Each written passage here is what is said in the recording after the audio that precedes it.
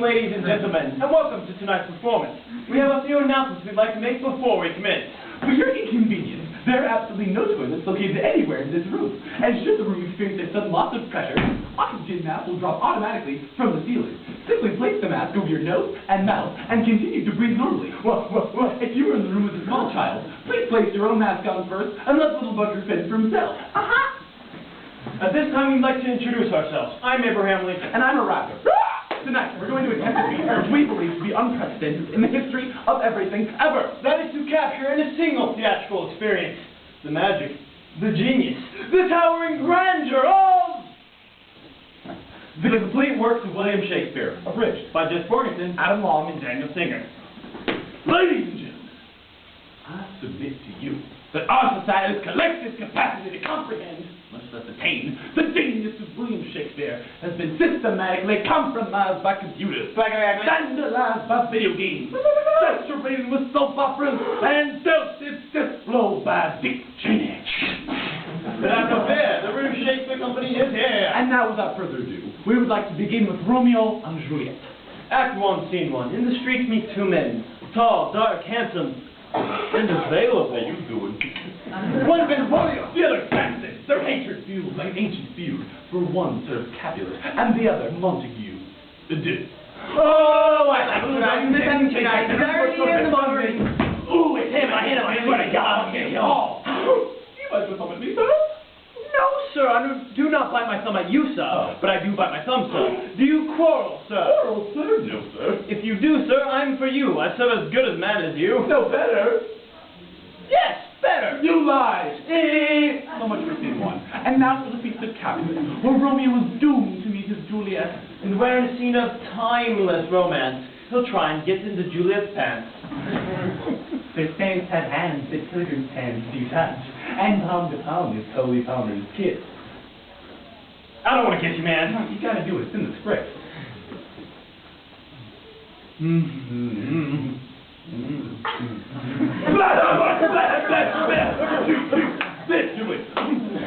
Balcony scene.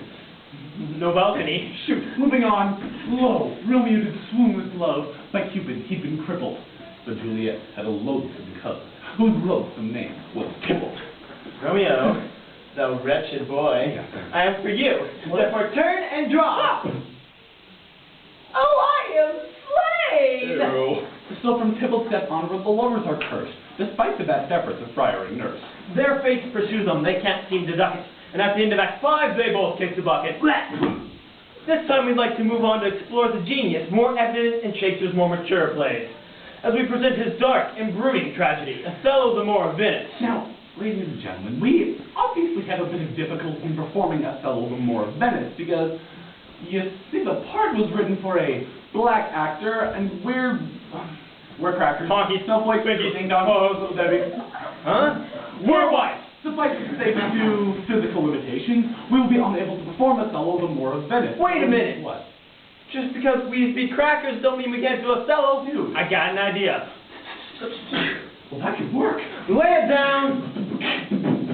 It's a story of a brother by the name of Othello. He liked white women and he liked green jello. And the pump named Jack who made himself famous because he didn't like Othello the Moor of Venice. Othello got married to Desdemona. We took up all the war, then he left her alone. Wasn't Mona. Agrona. He left her alone. He didn't write a letter and he didn't telephone her. Desdemona, she was faithful. She was chapted in tight. She was the daughter of a Jew. She was totally white. But Iago had a plan that was clever and slick. He was crafty, he was sly, he was sort of a dick.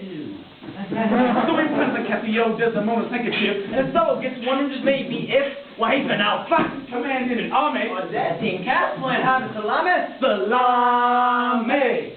So he come back and stick a pillow in her face. Killed the little quadrants, out of disgrace. But there's Amelia at the door. We met in Act 4. Say, you big dummy, she wanna go home. And Othello Well, say. this is getting pretty scary. So he pulls out a blade and committed Harry Carey. Iago got caught, but it's probably got the plague. Loaded up his bag. And moved to Beverly. Kill, that is. Africa! Well, now to take a break from all this heavy tragedy and take a look at some of the comedies for a while.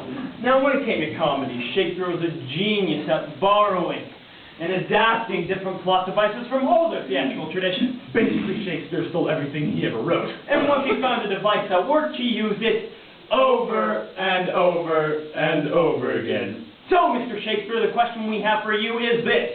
Why did you write 16 comedies when you could have written just one? In answer to this question, we have taken the liberty of condensing all 16 of the Shakespearean comedies into a single play, which we have entitled The Comedy of Two Well-Measured Gentlemen Lost in the Merry Wife of Venice on a Midsummer's Twelfth Night of Winter.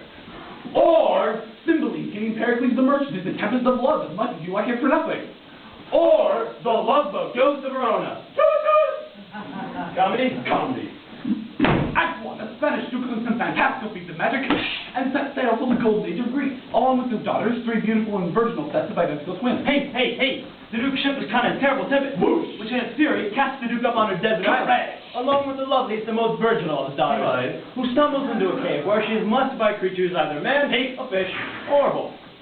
Act 2, the long-lost brothers of the Duke's son, also coincidentally 3 sets of identical twins, arrive in Italy where they fall in love with 6 Italian sisters, 3 from contentious sharp and little shrews, while the other 3 are submissive airhead of little bimbos. That's odd. Act 3, the shipwrecked identical daughters of the Duke wash upon the shores of Italy. Then they disguise themselves as men. Then they lead all the lovers into a nearby forest where on a midsummer's night a bunch of mischievous fairies squeeze the aphrodisiac juice of a hermaphrodite flower into the shrews' eye. Which causes them to fall in love with their own pages, who in turn have fallen in love with the Duke of their son, while the queen of the fairies seduces the jackass, and they all have a lovely bisexual, animalistic cuddle sex. Act 4, the elderly fathers of the Italian sisters, finding their daughters missing, dispatch messages to their pages, telling them to kill any man in the vicinity. But, however, unable to find any men in the forest, these faithful messengers, in a final misguided act of loyalty, deliver the messages to each other and kill themselves.